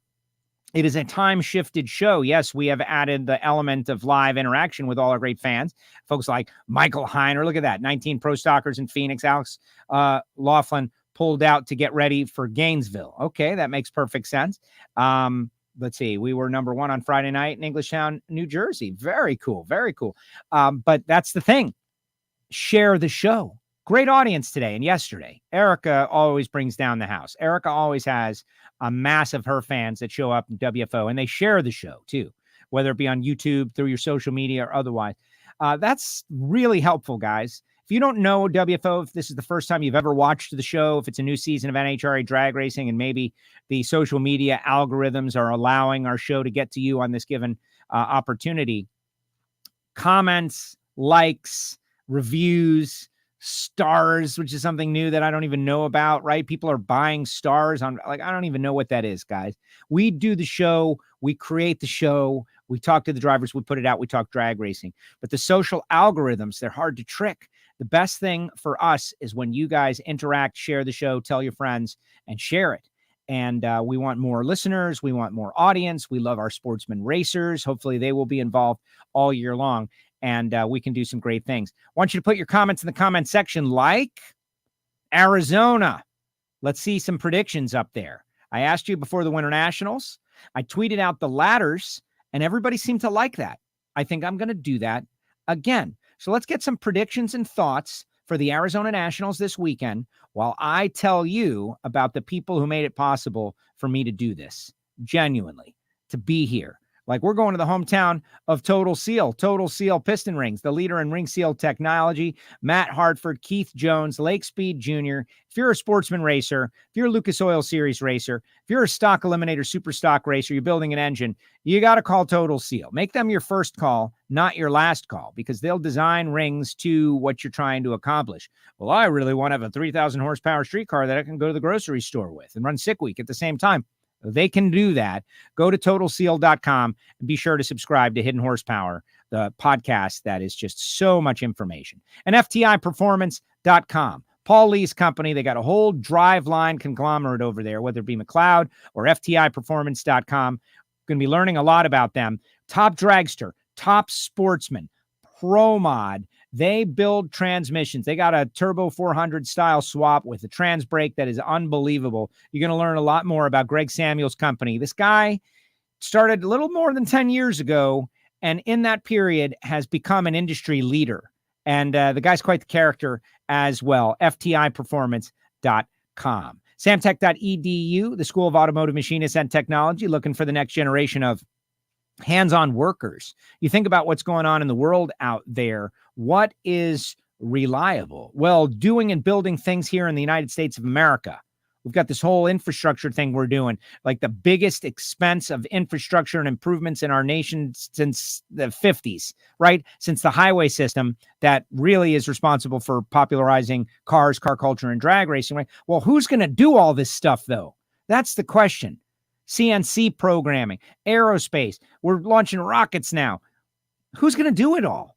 We need people who know how to do, build, make, machine, even in the oil field, even on pipelines. We need people who know how to do that stuff. And that's what Samtech does. They train. Go to samtech.edu. Frank Hawley's Drag Racing School, the Dragster Adventure, a little more fun. Driving a dragster, you and your friends, you and your sales team, you and your best buds going out there, doing the show, doing the deal, maybe even putting on a race. Where else can you do such a thing? Nowhere. FrankHawley.com. And then there's Marvin Rodak. Got big announcements coming out of Rodak's real soon. RODAKS, RodaksCoffeeandGrills.com. Hot sauces, spice rubs, everything good. I'm fired up today because of Rodak's. I'm fired up every day because of Rodak's. Thank you, Marvin. Try the hot sauces, guys. Trust me, it's great. And then the Patreons. You can join for the year. You can join for a month at a time, play the monthly, but really it's a listener club and you decide. I don't pressure. I try to over deliver and that's up to you. Patreon.com/WFO Radio and the Monday Motivation Show and the Ignition Show and a lot of behind the scenes content. And we're always growing and trying to create a little bit more. Thank you so much. And if you want to just go to the WFO store, you can get this address. P.O. Box 848-353, Pembroke Pines, Florida 33084, care of Castello Media WFO stickers. I will send you stickers for free, but I am not going to fill out the address and put a stamp on it. Too much work. Sorry, guys. You got to do it yourself. Self-addressed stamped envelope. Just Google it. How do I create a self-addressed stamped envelope? People don't understand because people don't write letters anymore. Think about that. Writing a letter. When was the last time you wrote a letter to anybody? Remember getting like a letter in the mail? Like, man, somebody wrote me something. It still happens here on WFO. People actually send letters with the sticker request in the P.O. box. It's one of the best things that I get to do is see people's handwriting and grade mine against it and feel sad that I did not tell all you kids out there, spend a little time on your handwriting, guys. I tell my little nephew all the time. Good handwriting. It's very important. Oh, the spammers are back. I think it's kind of an honor that we're getting spammed. And Jason Galvin had somebody duplicate his Instagram account. I had it happen to me in the same weekend. So what does that tell me? Inside job. Somebody out there messing with us. Speaking of Jason Galvin, sent me a little breaking news. Might as well tell you guys what it was. Coming right out of Drag Illustrated. Bumblebee stunt driver Griffin Steinfeld set to make Radio versus the World debut in Bumblebee Camaro at Lights Out 13. Griffin, who was actually out there this past weekend at the Winternationals, I had an interaction with him. Griffin, he says he's in it to win it now. He's hooked, hanging out with DSR and everything. If you don't know Griffin is kind of in the grudge world, everything, going through his evolution. He's done some racing in the Whelen Series and Can-Am Pro Series. He's a race car driver, multifaceted race car driver. He's also the brother of Haley Steinfeld, who is now, pretty much one of the Avengers. And Haley is a huge celebrity, which is great. Griffin is her brother, race car driver. And he's going to be at Radio versus the World, which I like because, to me, that is the natural evolution. And eventually, a lot of those folks who want to race a lot end up in the National Hot Rod Association. That's the thing about NHRA. There's all these different series. But how much do you want to race, right? You do Radio versus the World and those kind of racing, you got a couple of shots a year, and those cars are very expensive and they're amazing. I'm not saying anything negative. I love them, but you're planning on a couple of huge events a year. But eventually you're going to want to race a lot. And the NHRA is where that happens. So very exciting stuff. All right, let's see what kind of predictions people have placed in the chat section, and then I'll get out of here. And I'll let you all be. But then you got to go watch Erica on WFO from yesterday. Brent, was this your first time watching the show? Brent, who is always tweeting at us, right? He's always tweeting at us when we go on NHRA.TV live. He's now a WFO listener, viewer. That's awesome. Art, best motivational speaker, Joe Castello. Great show today. Let me motivate you to change the spelling of my last name. It's C-A-S. Art, thank you for all the kind words. You're always saying super nice things to me and about my work, and I appreciate it, and I don't know how to handle it, right? I take compliments very poorly. We have heard complaints about track prep from a few drivers in the past. Greg wasn't the first and certainly won't be the last. Yeah, I don't know.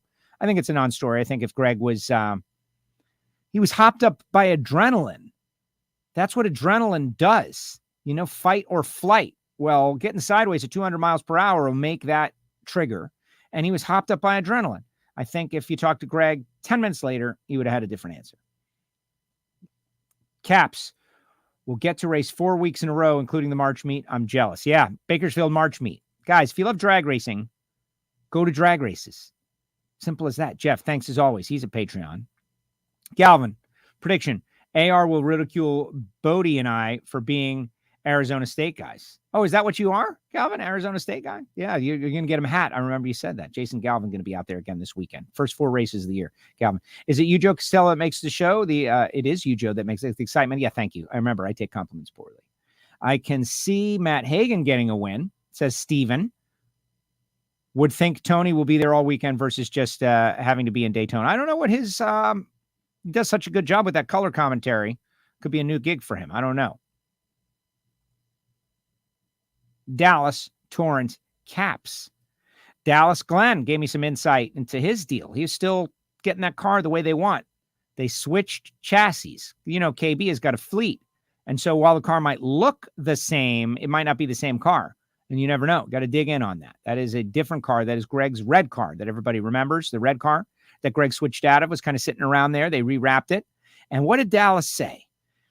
That it's better on bad tracks. The other car was better on good tracks. And so we'll see. But he's still getting it to his liking. Brittany, Caps, Greg Anderson in Arizona. All right. Let's see. Yeah. Thick limb right there. Right? Hartford and Wilk. Okay, let me just say a Matt Hartford victory would be really great for that team. They experienced a little bit of struggle. They ran a nice run first qualifying session and got it thrown for fuel check, right? And they had a brand new barrel of fuel that they got at their local distributor, and it failed. And so something, in one of the jugs or something just wasn't right, and it failed, and who knows? But they got it thrown out. So now they had to get down the track, and they were behind.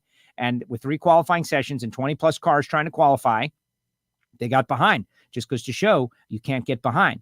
But they tested a bunch out there in Arizona, and it will be good for Hartford to get up there in his local track. Local boy makes good story.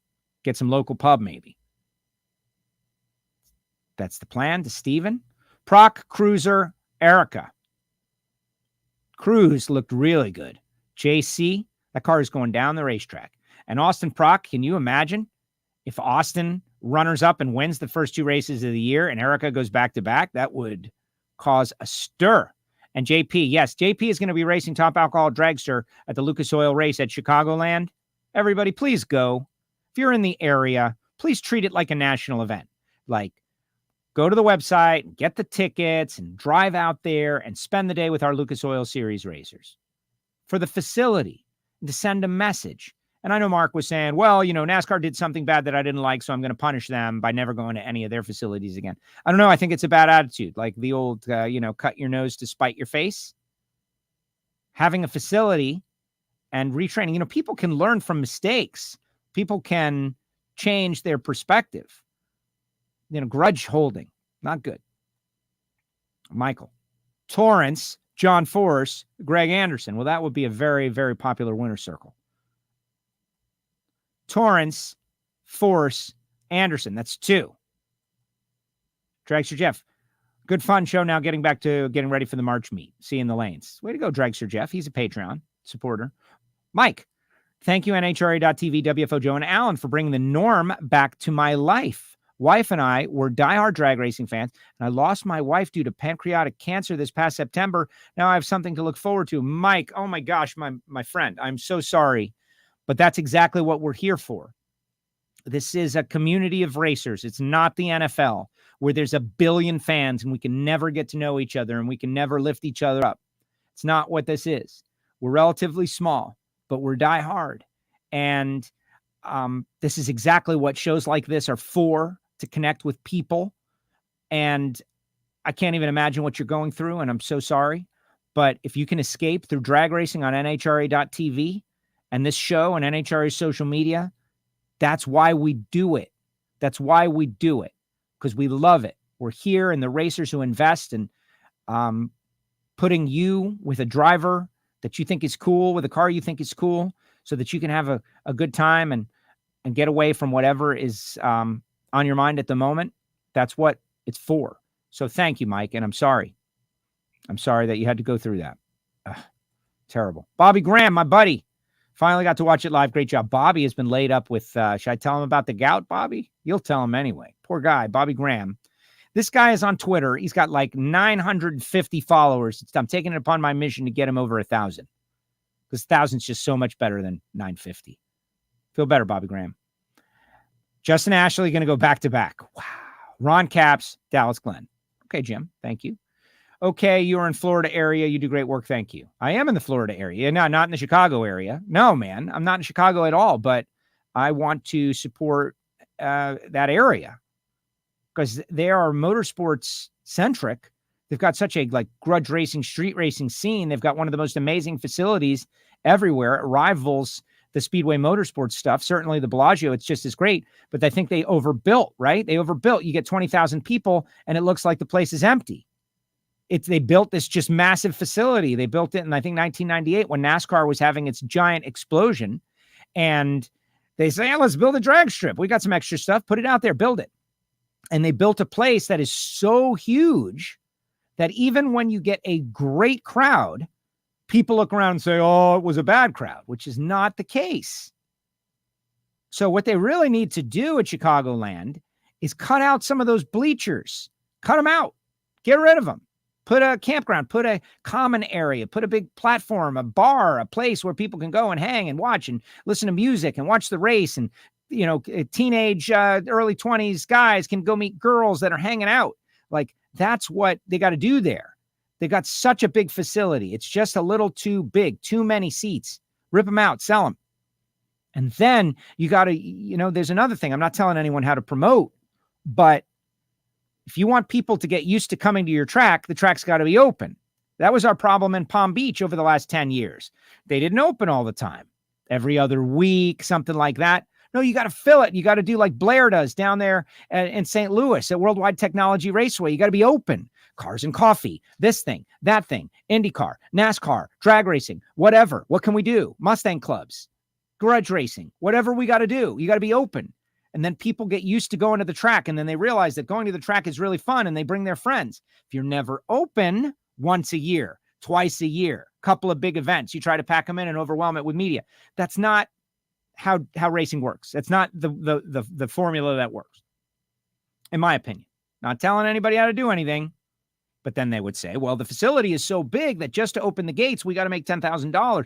And we can never make $10,000 with a little event. And so it pays to just not even open it. And that's a failing strategy.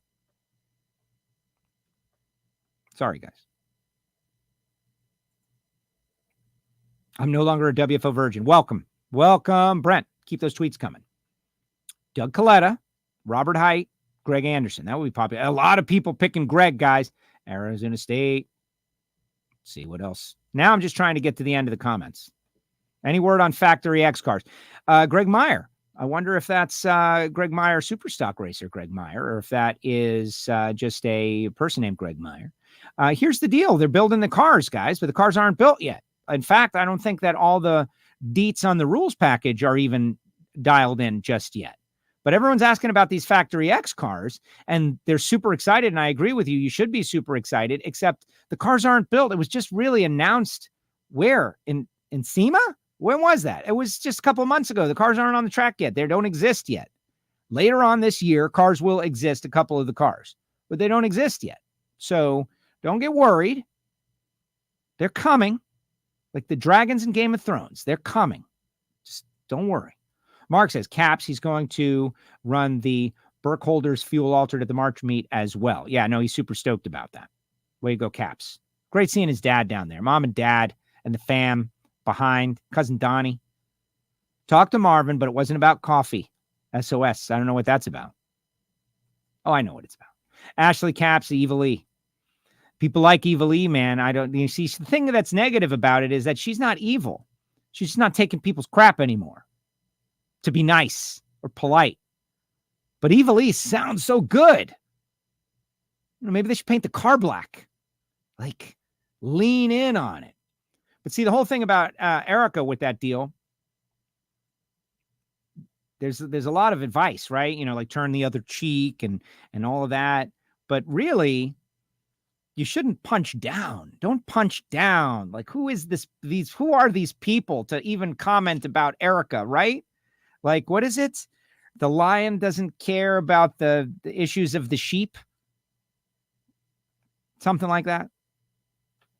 But yeah, Evil E. Erica Ender's evil alter ego. Like, that could be something. Glad to have Matt in on the host a veteran challenge.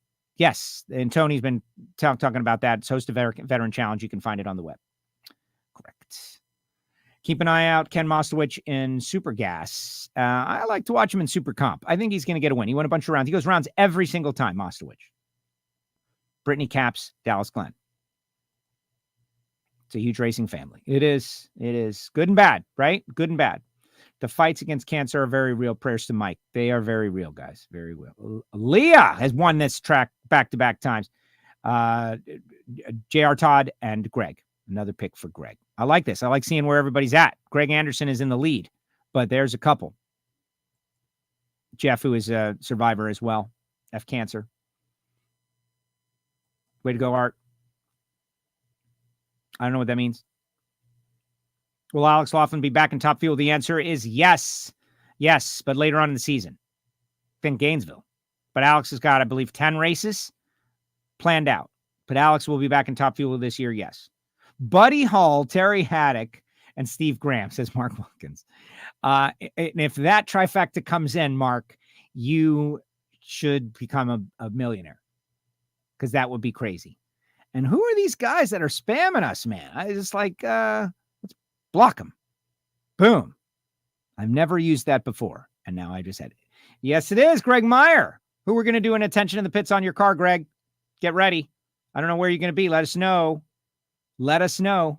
Greg Meyer, this guy works at a nuclear collider or something. This guy is an amazing personality. One of the people that I want to feature on WFO because, or on Attention in the Pits, because he, in my opinion, exemplifies our stock and super stock racers. They are all really, really smart, quality people who have had great success and drag racing and solving the problems of stock. This is the way they relax, right? This guy's working on nuclear stuff.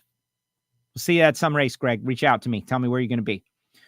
Want a job in Top Fuel, Funny Car, or Pro Stock? Learn to drive an 18-wheeler with an ACDL license. Get 1 year experience, know how to spin wrenches, and then apply to every pro team. And you might, if you're going to do that, you might as well just call up Josh Hart, right?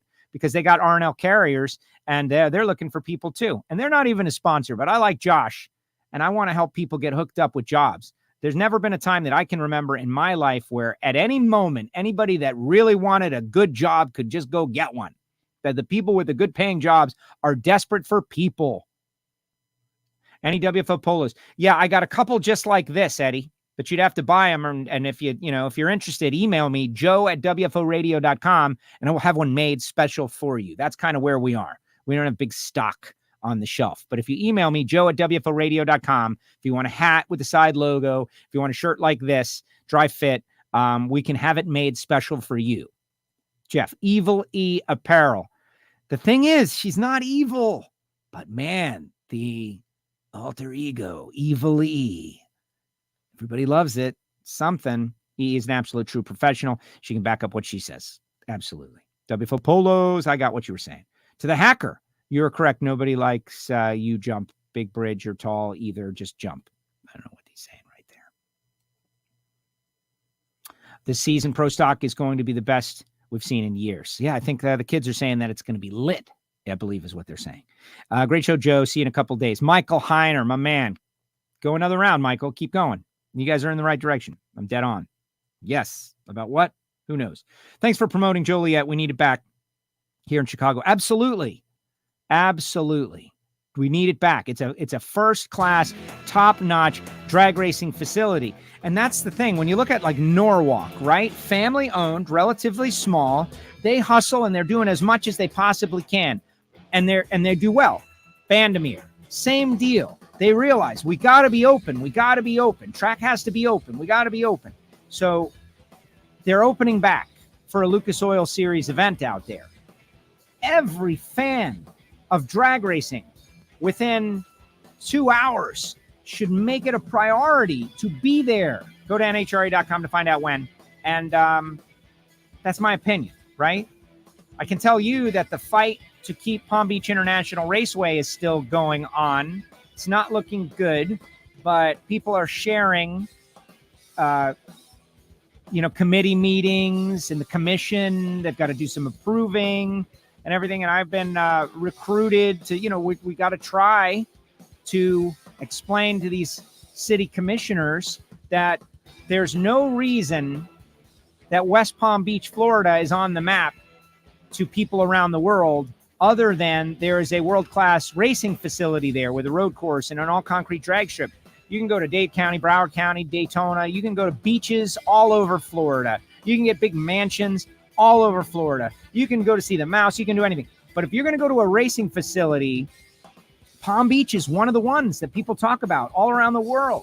There's 60 years of history there. The Stones have played there. It's been amazing.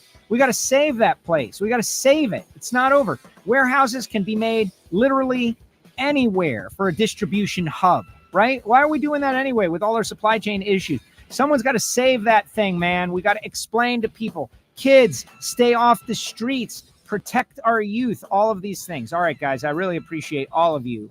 Thank you so much. I'll see you in Arizona. Come out to the track. Can you tell I love this stuff? I hope you can. WFO.